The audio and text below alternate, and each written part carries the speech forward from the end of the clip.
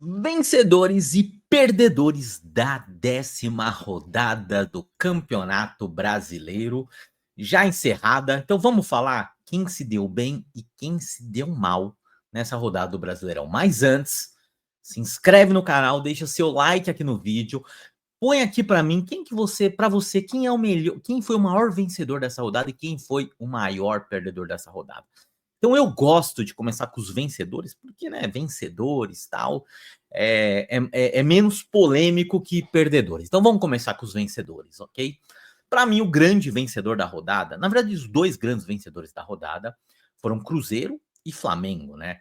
O Cruzeiro pelo amasso que deu no Fortaleza, no Castelão, foi um amasso, especialmente no primeiro tempo. Olha, eu não lembro de ter visto o Fortaleza tão dominado assim, dentro do Castelão, mas assim, foi um amasso que se o Cruzeiro tivesse goleado não teria sido nenhuma surpresa. E aí eu gostaria do Cruzeiro, eu queria destacar duas, assim, pessoas que eu acho que foram grandes vencedores junto com o Cruzeiro. Que é inegável o trabalho do Leonardo Jardim, cara, assim, a evolução do Cruzeiro na mão dele é inegável. Hoje, para mim, o Cruzeiro joga o melhor futebol do Campeonato Brasileiro. Pode ser que daqui 5 rodadas não jogue mais, mas hoje é o time que eu mais gosto de ver jogar. É um time que não dá espaço para o adversário, ataca com linhas altas, defende com linhas altas, então assim, já fica uma linha alta ali, sabe, sufocando o adversário. Então a saída de bola do Fortaleza, cara, foi, assim, horrorosa. O Fortaleza não conseguia passar do meio-campo no primeiro tempo. Então, para mim, assim, o trabalho do Leonardo Jardim é grande vencedor dessa rodada. E, assim, o Cruzeiro tá 9 jogos sem perder. Desses 9 jogos, são 7 vitórias e 2 empates, sendo que um dos empates foi no Campeonato Brasileiro contra o Atlético Mineiro, que inclusive o Cruzeiro jogou melhor. Então, assim, cara, é de louvar o trabalho do Leonardo Jardim. E um outro vencedor da rodada é o Gabigol. O Gabigol, que foi para a reserva do Cruzeiro, não vinha fazendo temporadas boas. As duas últimas temporadas dele pelo Flamengo não foram boas, com exceção ali da final da Copa do Brasil, onde realmente ele faz o gol do título contra o Galo, contra o seu filho, né? Só para fazer esse parênteses. Mas assim, o Gabigol não vinha bem, até no começo dele do Cruzeiro não vinha bem. E, cara, ele entrou no lugar do Matheus Pereira, nem entrou como assim, como um cara de referência, como normalmente ele joga. E, pô, deu 2 assistências. E a primeira assistência dele foi de cinema pro Caio Jorge, assim, cara. A assistência, assim, linda, linda, linda, linda. Então, para mim, o Gabigol é um grande vencedor dessa rodada. O Flamengo é um outro vencedor, né, da rodada, porque assim, se o Flamengo perde pro Palmeiras no Allianz Parque, seriam 7 pontos de diferença, né, para tirar, e aí, pô, já fica uma diferença grande. Então o Flamengo consegue reduzir a diferença do Palmeiras de 4 para 1 ponto. Grandes atuações do Flamengo, especialmente na parte defensiva. Pô, o Alexandre jogou muita bola. O Estevão não conseguiu fazer nada contra o Alexandre. Para mim, assim, foi uma das melhores atuações. O Arrascaeta jogou super bem. E o Flamengo conseguiu, assim, de novo um bom resultado no Allianz Parque, né? Então, assim, o Palmeiras não consegue ganhar do Palmeiras, do Flamengo no Allianz Parque desde 2017. Então, assim, é algo para se pensar e, putz, para o Flamengo foi um resultado excelente. Fernando Seabra, outro vencedor da rodada, o Red Bull, quietinho, um time que quase caiu em 2020, 2024 para a Série B, assim, se salvou na última rodada. Então, Fernando Seabra, cara, já tá com 20 pontos, tá com a mesma pontuação do Cruzeiro, tá na zona da Libertadores ali, no G4. Então, assim, é um grande trabalho.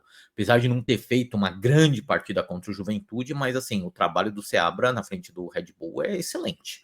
Só tem 2 derrotas no campeonato, sendo que 2 derrotas, uma é pro líder, que é o Palmeiras, e outra pro 5º colocado, que é o Fluminense. Então, assim, belo trabalho do Fernando Seabra.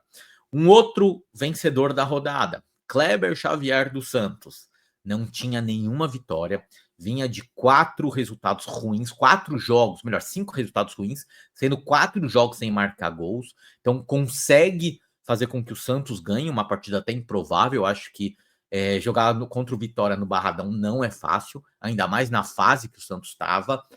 Ainda acho que o Santos não jogou bem, mas o importante nesse momento, quando o time tá ali na beira do precipício, é fazer os 3 pontos.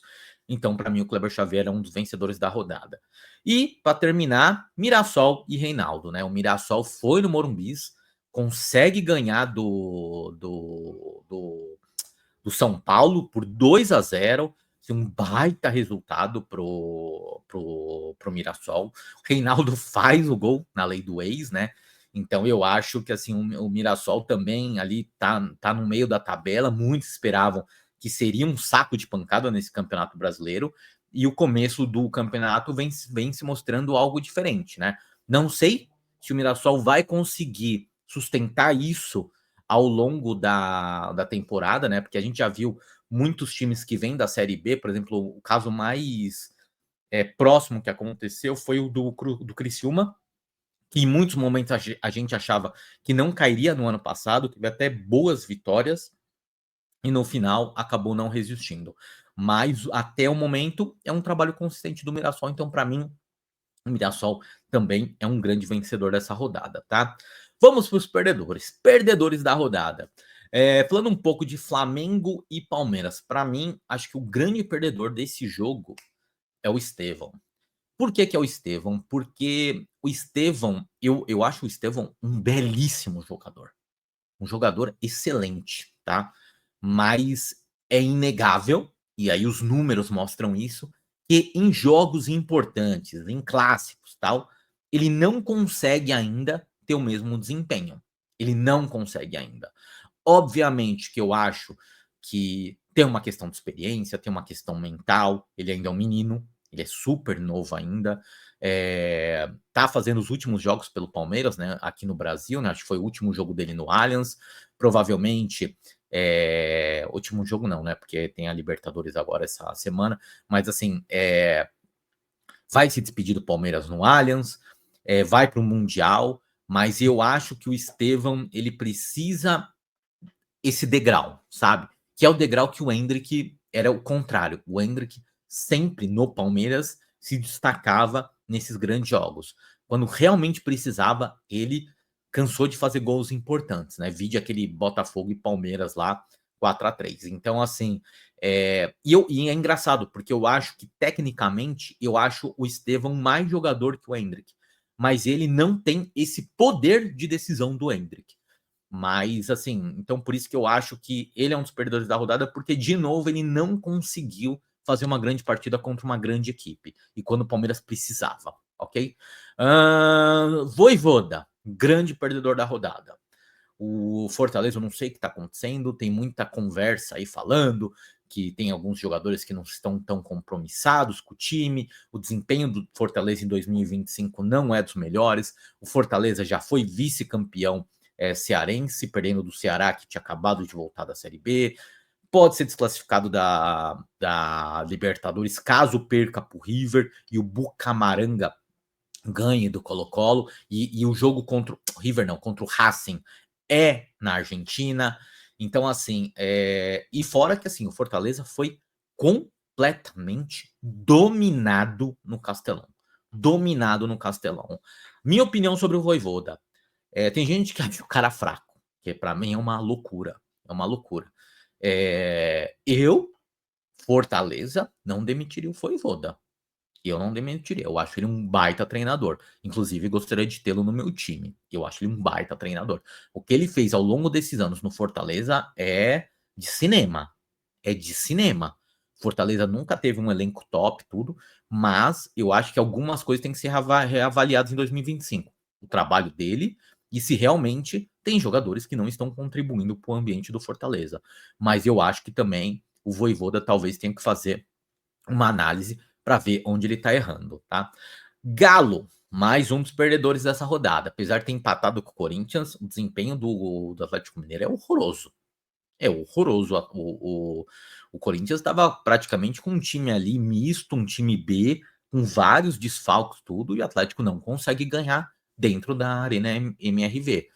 Eu acho que assim o ano do Atlético Mineiro, em termos de desempenho, é um ano bem aquém.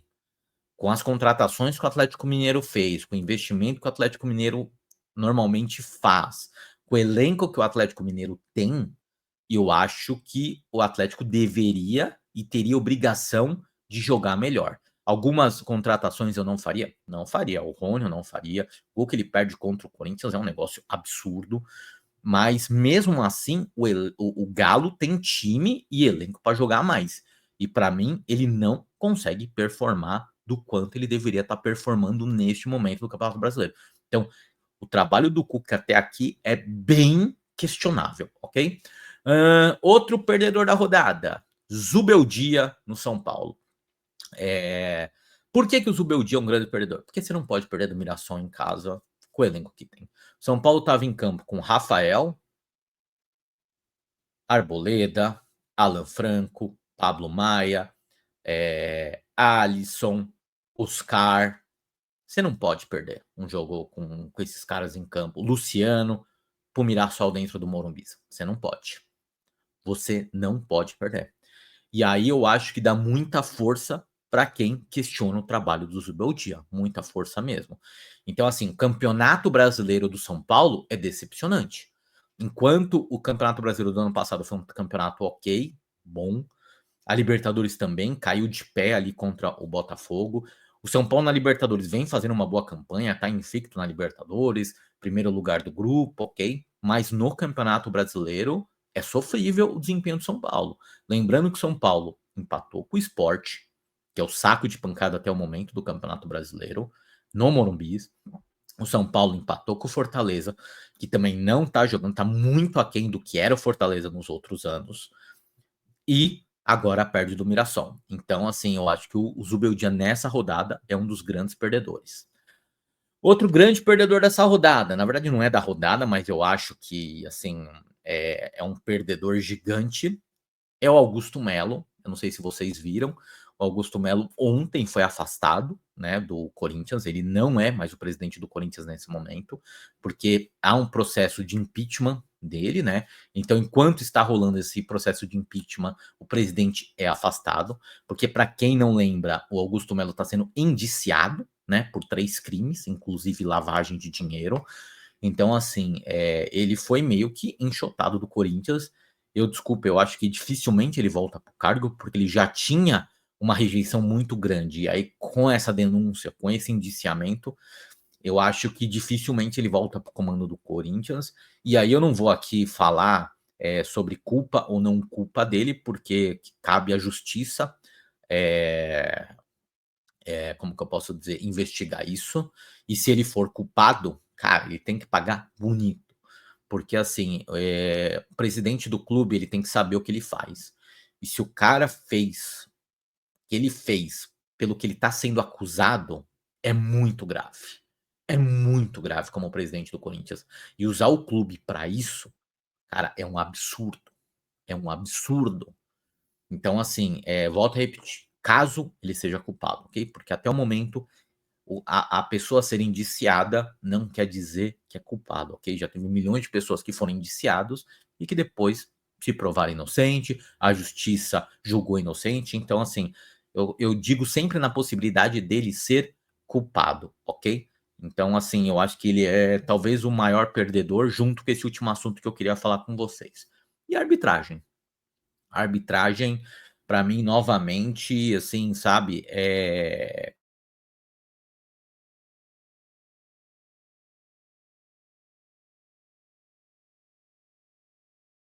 a gente viu erros, de novo a gente viu erros, sabe, graves de arbitragem. O pênalti, por exemplo, dado pro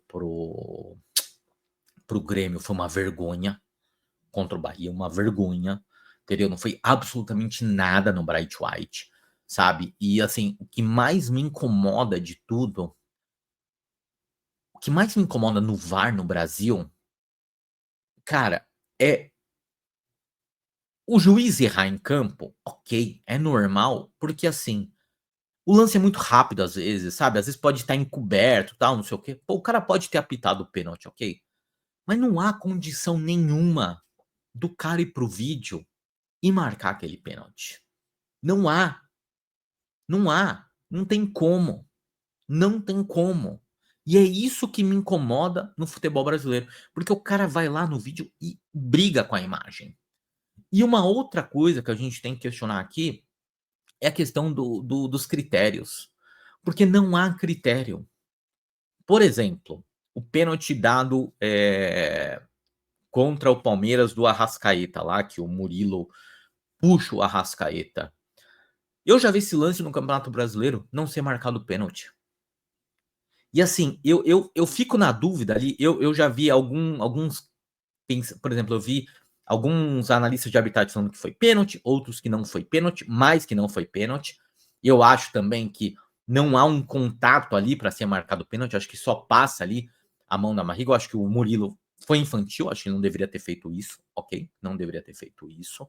Eu acho que o Arrascaeta também valorizou, ok? E aí é do jogo, valorizou. Mas assim, eu já vi muitos desses lances e não acontecer nada. E às vezes até com um pouco mais de força do que o Murilo não acontecer. Então me irrita essa falta de critério também no futebol brasileiro. Então, assim, é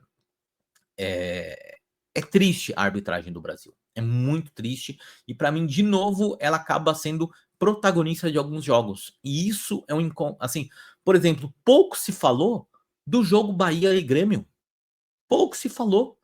O que mais foi falado foi do maldito pênalti. Então, assim, quando os lances de arbitragem são falados mais que o jogo, a gente tem um problema. E toda rodada isso acontece. Nessa rodada foi com o Grêmio e Bahia. Na próxima rodada vai ser com outro clube. E assim vai. E aí, só para terminar, que eu queria muito, muito, muito falar que um grande vencedor, que é o futebol brasileiro, mas assim, o futebol brasileiro no sentido da gente ter um técnico de ponta. De ponta. Finalmente a gente tem um técnico de ponta na seleção brasileira, que é o Carlo Ancelotti. Então, assim, a seleção brasileira foi uma grande vencedora nesse momento. A CBF não merece, a CBF merece todas as críticas possíveis e imagináveis, mas, assim, desta vez a CBF acertou. E dessa vez a CBF colocou o melhor treinador que a gente tinha. Então, assim, nessa rodada, porque eu gosto de falar até de outros temas, além do Brasileirão em específico, eu acho que a seleção brasileira foi uma grande vencedora nesse momento. Agora me responde, concorda com esses líderes? Discorda desses líderes? Me fala o que você acha aqui e deixa a sua opinião para mim. Concorda com os vencedores? Discorda dos perdedores? Concorda com os perdedores? Discorda?